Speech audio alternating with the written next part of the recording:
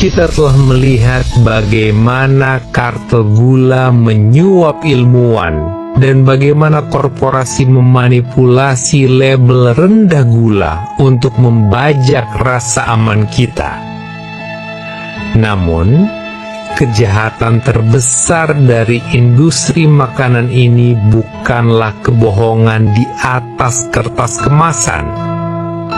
Kejahatan terbesarnya adalah bagaimana mereka mengeksploitasi keputusasaan ekonomi kelas pekerja, mengubah kemiskinan menjadi sebuah penjara metabolik.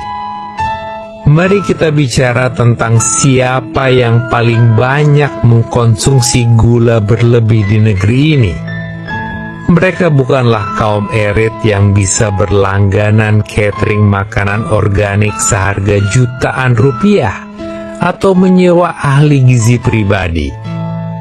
Konsumen terbesar dari sirup fruktosa, minuman serbuk saset, dan teh kemasan botol adalah kelas pekerja, buruh pabrik, pekerja bangunan, pengemudi ojek daring, dan pegawai kerah putih yang kelelahan.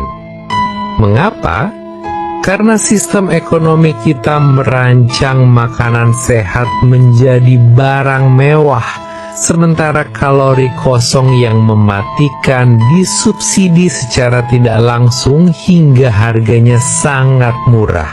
Bagi seorang pekerja bangunan yang harus mengaduk semen di bawah terik matahari, atau pengemudi ojek yang kelelahan mengejar target pesanan, air putih tidak lagi cukup untuk memberikan dorongan energi instan.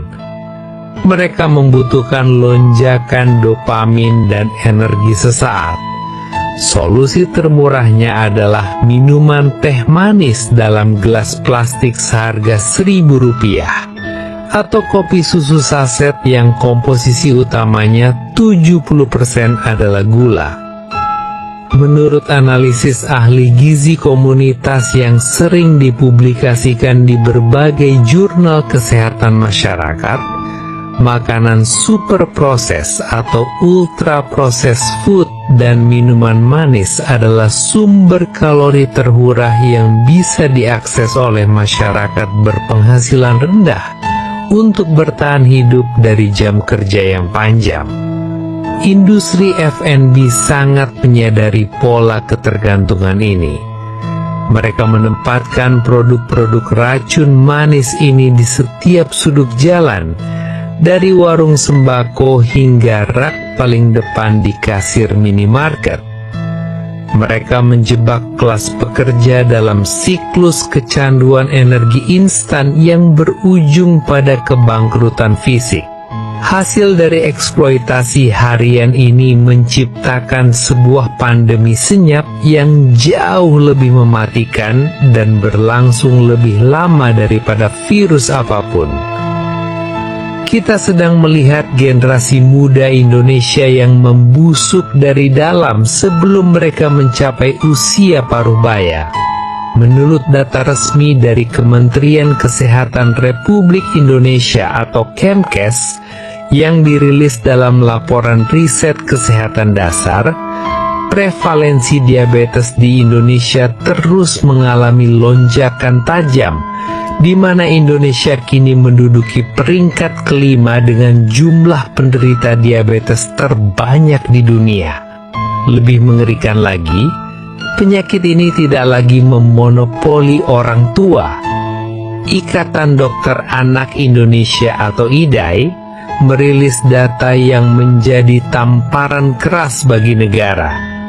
Kasus diabetes mellitus pada anak di Indonesia meningkat hingga 70 kali lipat pada tahun 2023 dibandingkan dengan satu dekade sebelumnya.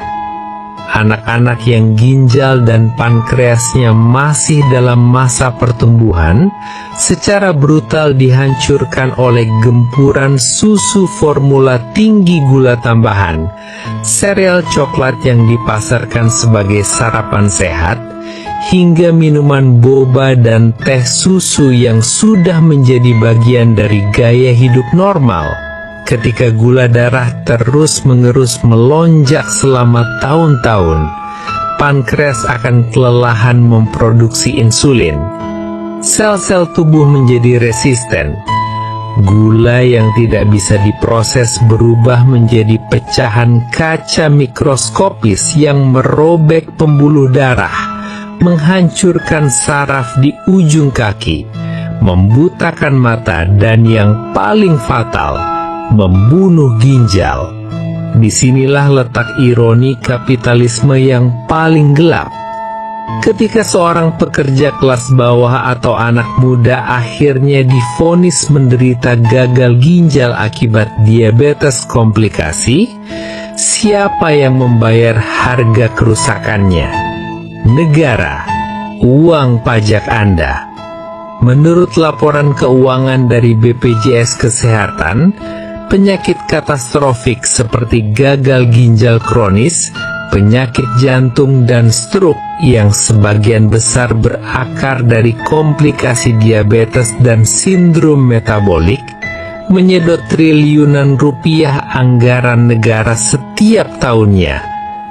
Biaya untuk tindakan cuci darah atau hemodialisis secara rutin merupakan salah satu beban klaim terbesar yang hampir membuat sistem asuransi kesehatan nasional kolaps. Mari kita renungkan rantai peristiwa ini dengan kepala dingin.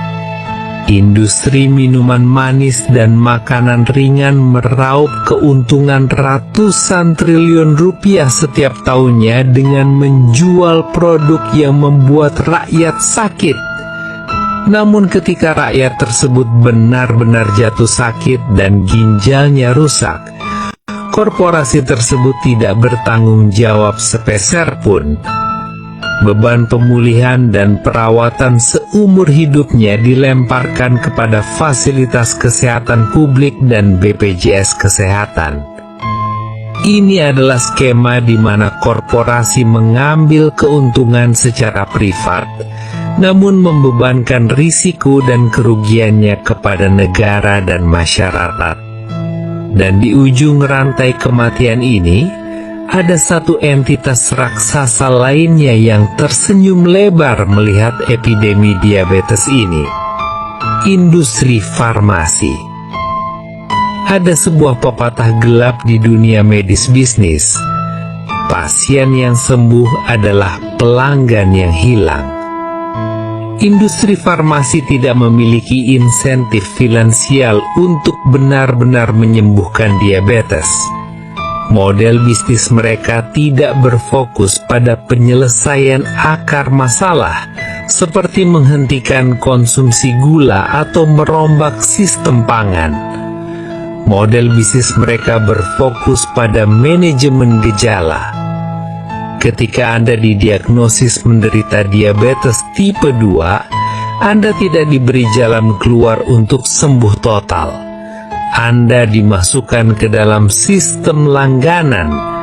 Anda harus membeli obat penurun gula darah seperti metformin setiap hari.